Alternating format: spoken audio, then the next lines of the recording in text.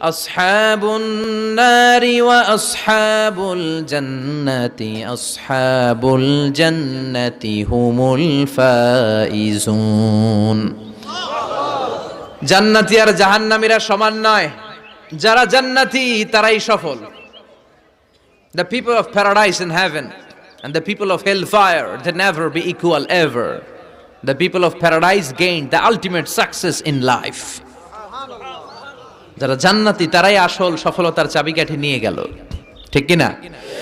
আবার রব্বুল আলামিন বলেন, ফামান যুহজিহা আনিন নারি ওয়া উদখিলাল জান্নাতা ফাকাদ ফাজ ওয়া মাল হায়াতুদ দুনিয়া ইল্লা মাতাউল গুরুর।